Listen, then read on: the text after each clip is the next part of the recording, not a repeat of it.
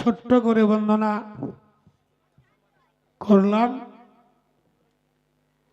কারণ এই বন্দনাটা না করলে কেমন যেমন একটু খাইলে খাইলে লাগে, এর জন্যই বন্দনাটা করতে হয়।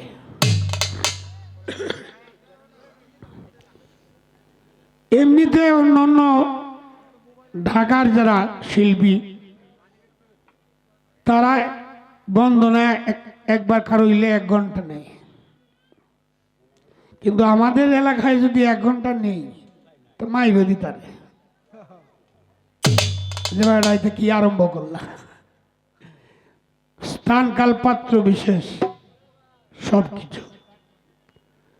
তো যাক, আজকের যার উদ্দেশ্যে এই অনুষ্ঠান, ইস্কান্দর সাহেব, ওনার সাথে আমার সাক্ষাৎ হয়েছে। খুব ভালো মনের মানুষ, দেখতেই বোঝা যায়, খুব ত্যাগী মানুষ। তো আজকের পালা দেওয়া হচ্ছে, উনি আমাকে বলছে যে গুরু শিষ্য, যেহেতু গুরু শিষ্যের পালা, আর বিশেষ করে পীর আউলিয়া যারা, অলি আল্লাহ যারা, তাদের এখানে গান করলে এই গুরু শিষ্যটাই মানায়। তো যাক, আমাদেরকে দেওয়া হয়েছে গুরু শিষ্যের পালা। যে বুঝে তার লাগিয়ে ভালা, আর যে বুঝে না তার লাগে এটা জ্বালা।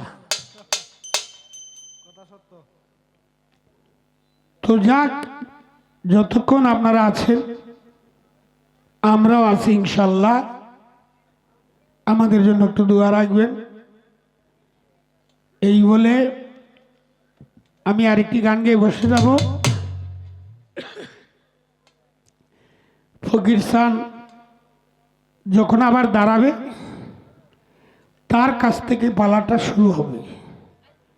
কারণ আমি তো বড় ভাই, বড় ভাই হয়ে আমি তো ছোট ভাইকে প্রথমেই ধরতে পারি না, এটা কোনো সংবিধানে নাই। ছোট ভাই আমাকে ধরবে আর আমি এনতে বাসনের চেষ্টা করব। তো যাক, ধন্যবাদ সবাইকে। যতক্ষণ থাকবেন আপনারা একটু নীরব হয়ে থাকলে, একটু গান শোনার উদ্দেশ্যে যদি বসে থাকে, যারা মুর্শিদ ধরছেন সেই মুর্শিদের খেয়ালে থাকবেন, যারা মুর্শিদ ধরে নাই আল্লাহ রাসূলের খেয়ালে থাকবেন। তখনই আমাদের গাওয়াটা আর আপনাদের শোনাটা সেটা ইবাদতের শামিল হয়ে যাবে। আর বন্ধু আইলা না, গেলা না, খাইলা না, তালা গুল্লে দে, মালা রাখতো না,